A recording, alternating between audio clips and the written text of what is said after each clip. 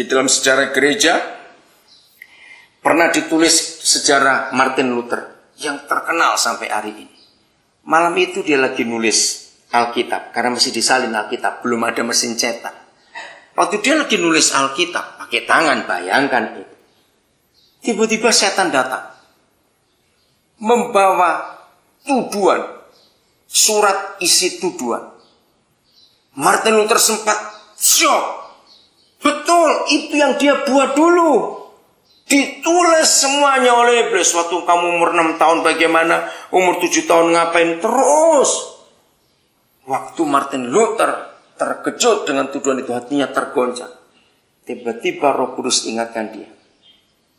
Dalam kisah itu, kan dia lagi nulis Alkitab. Dulu belum pakai pulpen, tapi pakai masih mata pena yang pakai tinta. Lalu dia ambil botol tinta itu. Dalam doanya itu, dia memang tidak melihat setan itu sepertinya hadir. Lalu dia lempar tinta itu ke kertas tuduhan itu. Dia berkata gini, setan, itu memang dosaku dulu dan aku akui. Tapi darah Yesus sudah menghapuskan semuanya. Lalu dia lempar tinta itu ke arah tulisan itu.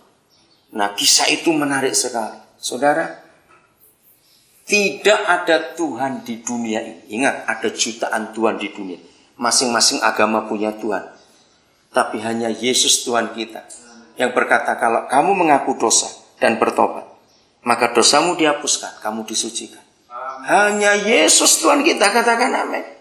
Coba salah seorang baca 1 Yohanes 1 ayat 9. Oh, berita ada Kejadian 39, kita belum selesai. Ya, sekarang kita lihat, baca dulu salah seorang.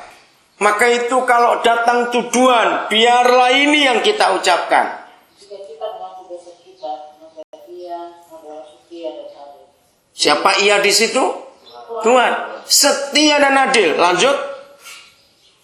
Sehingga Dia akan mengampuni segala dosa kita dan menyucikan kita dari segala kejahatan. Amin.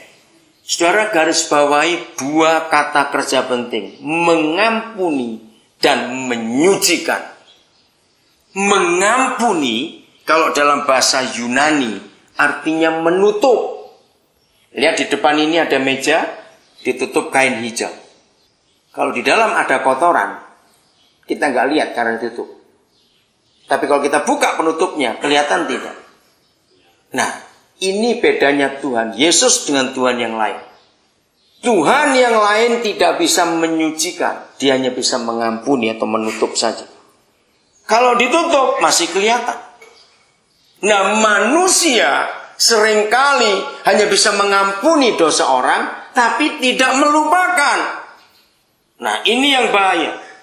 Maka itu Bapa di surga, di dalam nama Tuhan Yesus, Dia tidak hanya mengampuni, tapi menghapus. Maka itu tidak lihat lagi. Bapa ingin kita anak-anaknya berbuat seperti itu. Yaitu apa? Kalau ada orang bersalah kepada kita, kita mesti apa? Mengampuni dan melupakan. Jangan diingat-ingat lagi. Karena itu yang Tuhan buat atas hidup kita. Karena Dia setia dan adil. Kalau kita mengaku segala dosa kita, maka Dia mengampuni dan menghapuskan. Hebat sekali. Maka itu jangan biarkan iblis menuduh kita dengan masa lalu. Kalau kita sudah diampuni, sudah. Salah satu alasan kenapa saya begitu senang melayani di dalam LP di mana saja. Kalau saya ke Amerika, saya akan cari di LP mana akan ketemu orang. Untuk saya boleh jadi berkat. Kenapa? Karena saya selalu berkata, kalau Yesus datang malam ini, maka saudara yang di dalam ini lebih cepat ketemu Tuhan. Kami yang masih di luar belum tentu. Kenapa belum tentu? Sebab saudara sudah ketahuan dosa dan sudah divonis dan sudah menjalani hukuman manusia. Kami ini belum. Kami belum diperiksa apa-apa. Kami belum divonis. Ngerti kata itu? Karena ada dosa yang kita orang lain tidak tahu apa yang kita buat. Jadi hiduplah dalam kebenaran ini. Lupakan masa lalu. Sesekali kita boleh lihat, ingat kata spion tadi.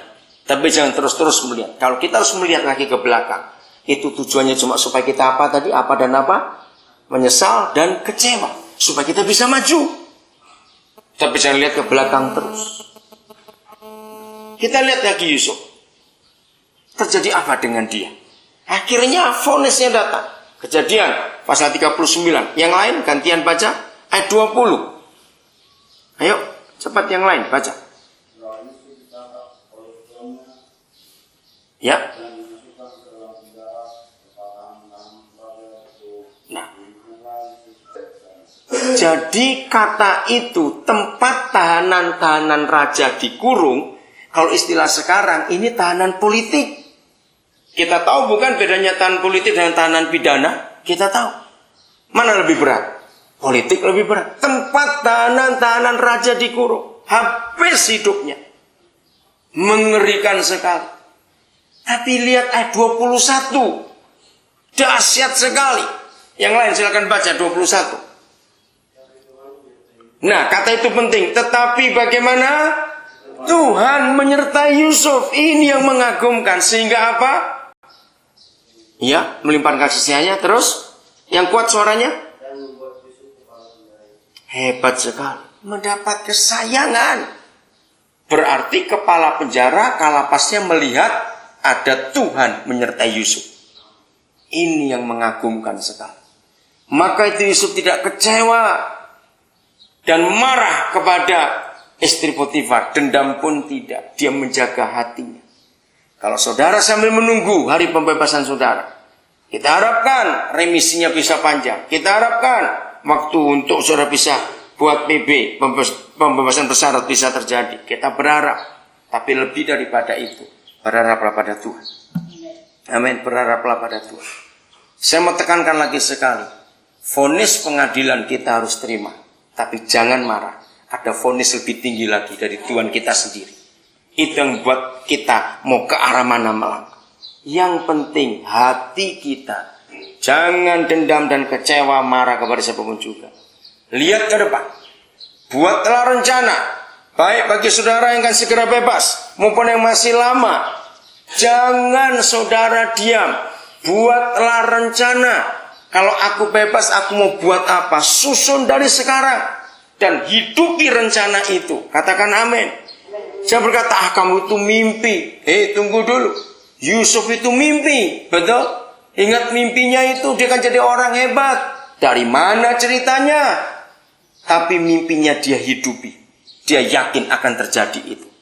Jadi seorang penerus seperti Yusuf. Punya mimpi. Paulus dalam penjara. Dia gak sakit hati, dia gak kecewa. Dia menyatakan firman. Dan bayangkan. Tulisan firman yang ditulis Paulus. Ribuan tahun yang lalu. Ada sampai hari ini kita pakai dan kita gunakan dalam hidup. Dan ternyata firman itu benar. Bayangkan. Dia dalam penjara. Lagi sekali saya ingatkan. 27 kitab perjanjian baru. Dari Matius sampai Wahyu itu 27 kitab. 13 itu suratnya Paulus. Dari kitab Roma sampai Ibrani itu 13 kitab. Itu Paulus semua yang nulis. Itu berurutan. Dan dari 13 kitab itu 80% dia tulis waktu dalam penjara. Karena apa dia bisa nulis seperti itu dan dapat firman sampai hari ini kita pakai? Karena dia nggak sakit hati, dia nggak kecewa. Dia percaya Tuhan punya rencana yang hebat untuk hidupnya. Nah begitu pula kita semua dalam hidup ini. Untuk apa saja. Jangan lihat masa lalu. Kalau kita pegang kuat-kuat, rugi. Jangan lupa kata itu. Ini yang kulakukan. Bahwa aku melupakan apa yang telah di belakangku. Dan mengarahkan diri kepada apa yang ada di hadapanku. Kalau itu yang saudara kerjakan dalam hidup. Hidup itu menyenangkan. Kita punya gairah. Karena kita lihatnya ke depan terus. Besok ada apa? Besok lagi ada apa? Bergairah bukan? Karena tiap hari bukan menunggu dengan malas. Menunggu dengan marah. Menunggu yang ngitungin hari kurang berapa. Tidak. Tapi kita melihat hidup ini penuh sukacita. Lihat begitu cepat waktu ini. Bulan November sudah mau habis lagi. Tahun ini kurang 1 bulan sekian hari lagi. Cepat sekali waktu ini berlalu. Maka itu ayo kita nikmati hari-hari hidup kita.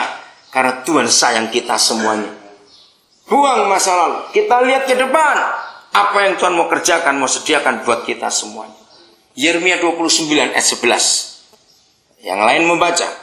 Apa yang janji Tuhan untuk kita?